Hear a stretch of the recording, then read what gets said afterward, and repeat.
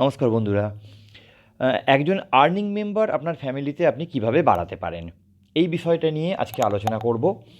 আমরা সবাই চাই আমাদের ফ্যামিলিতে আরও আর্নিং মেম্বার তৈরি হোক, কিন্তু এটা কোনো মানুষের মাধ্যমে আর্নিং মেম্বার নয়, এটা আপনার ইনভেস্টমেন্টের মাধ্যমে আর্নিং মেম্বার বাড়ানোর কথা আমি বলছি। তো কিভাবে করে আপনি একটা আর্নিং মেম্বার আপনার ফ্যামিলিতে আনতে পারেন এক্সট্রা, যে আপনার সমতুল্য বা আপনার থেকে বেশি ইনকাম করে আনবে আপনার জন্য। এবং এটা করতে হলে আপনাকে জীবনের প্রথম স্যালারি পাওয়ার দিন থেকেই একটা এসআইপি স্টার্ট করতে হবে। যে এসআইপিটার অ্যামাউন্ট কত হবে, কত দিনের জন্য আপনি করবেন, কোন ফান্ডে এসআইপিটা করবেন, এগুলোর উপর নির্ভর করবে যে আপনার আর্নিং মেম্বারটা কত দিনে তৈরি হবে।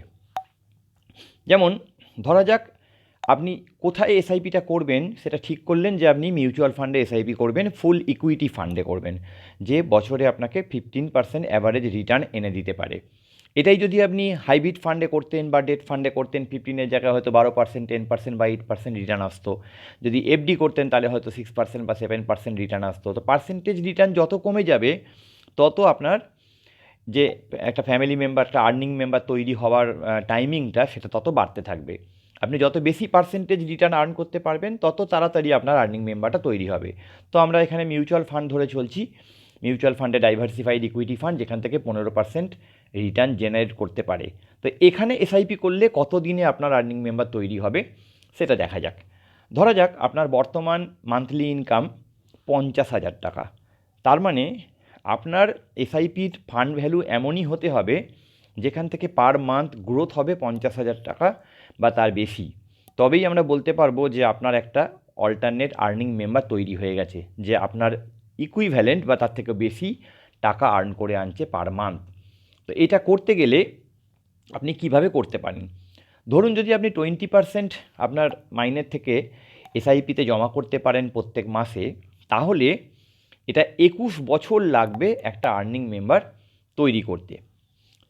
কিভাবে হচ্ছে? আপনি বর্তমানে পাচ্ছেন 50,000 টাকা পার মান্থ। আমি ধরে নিচ্ছি যে প্রত্যেক বছর আপনার ইনকাম 10% করে বাড়বে। সেটা আপনার স্যালারি ইনক্রিমেন্টের মাধ্যমে হতে পারে, সেটা আপনার প্রমোশনের মাধ্যমে হতে পারে, সেটা আপনার জব চেঞ্জের মাধ্যমে হতে পারে, what ever it may be. যে কোনোভাবেই হোক না কেন, আপনার আমি ধরে নিচ্ছি অ্যাভারেজে 10% করে ইনকাম বাড়বে প্রত্যেক বছর। তো এই 10% করে যদি প্রত্যেক বছর ইনকাম বাড়ে, তাহলে 21 বছর পরে আপনার ইনকাম দাঁড়াবে মাসে 4,04,771 টাকা। তাই এই পরিমাণ টাকা পার মান্থ গ্রোথ আসতে হবে আপনার ফান্ড ভ্যালু থেকে, বা এর থেকে বেশি গ্রোথ আসতে হবে আপনার ফান্ড ভ্যালু থেকে। এখন আপনি 20% টাকা এসআইপি করেছেন, 50,000 টাকার 20% করলে হয় 10,000 টাকা, মানে মাসে 10,000 টাকার এসআইপি আপনি চালু করেছেন, এবং এটা আপনি 21 বছর ধরে চালিয়েছেন, যেখান থেকে পার ইয়ার রিটার্ন এসেছে 15%। আরও একটা জিনিস, যেহেতু আপনার মাইনে প্রত্যেক বছর 10% করে বাড়ছে, আপনাকে এসআইপি অ্যামাউন্টটাও 10% করে প্রত্যেক বছর বাড়াতে হবে। মানে এই বছর 10,000 টাকা এসআইপি করেছিলেন, তাহলে পরের বছর আপনাকে 11,000 টাকা এসআইপি করতে হবে। কারণ আপনার মাইনে তো 50,000 টাকা থেকে 10% বেড়ে 55,000 টাকা হয়ে গেছে। তার থেকে 1,000 টাকা আপনি এসআইপিতে দেবেন, বাকি 4,000 টাকা খরচ করবেন। এটা খুব কঠিন কাজ নয়। তো আপনার এসআইপি অ্যামাউন্টটাও 10% করে প্রত্যেক বছর বাড়াতে হবে। এটাকে বলে এসআইপি টপ আপ। তো এইটা যদি আপনি কন্টিনিউ করে যেতে পারেন 21 বছর ধরে, তাহলে আপনার 21 বছরে টোটাল ইনভেস্টমেন্ট অ্যামাউন্ট হবে 76,80,293 টাকা। আর তার ফান্ড ভ্যালু সেই সময় দাঁড়াবে 3,31,87,130 টাকা। এই টাকাটা 15% রেটে যেহেতু গ্রো করছে প্রত্যেক বছর, তার মানে মান্থলি এর গ্রোথ আসবে ক্যালকুলেট করলে 4,14,839 টাকা, যেটা আপনার ইনকাম মানে 4,04,771 টাকা থেকেও অনেকটাই বেশি। তার মানে আপনার একটা প্যারালাল আর্নিং মেম্বার তৈরি হয়ে গেছে, যে আপনার থেকে একটু বেশি আর্ন করে আনছে পার মান্থ। এবং এটা যেহেতু 20% করে আপনি সেভিংস করেছেন, আপনার লেগেছে 21 বছর।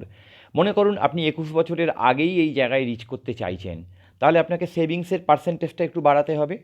আপনি যদি সেভিংসের পার্সেন্টেজটা 30% করেন, তাহলে এটা 16 বছর লাগবে এই জায়গায় পৌঁছতে। 50,000 টাকা পার মান্থ 10% যদি মাইনে বাড়ে, তাহলে 16 বছর পরে আপনার স্যালারিটা দাঁড়াবে 2,46,015 টাকা। আর আপনি যেহেতু 30% করে সেভিংস করছেন, 50,000 টাকা 30% মানে 15,000 পার মান্থ।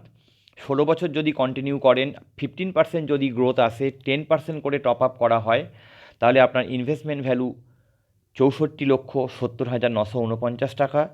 মার্কেট ভ্যালু সেই সময় 16 বছর পরে 2,01,42,410 টাকা, এবং এটা থেকে মান্থলি গ্রোথ আসবে 15% পার অ্যানাম হিসেবে। মান্থলি গ্রোথ আসবে 2,51,780 টাকা, যেটা আপনার মান্থলি ইনকাম 2,46,000 টাকার থেকেও খানিকটা বেশি।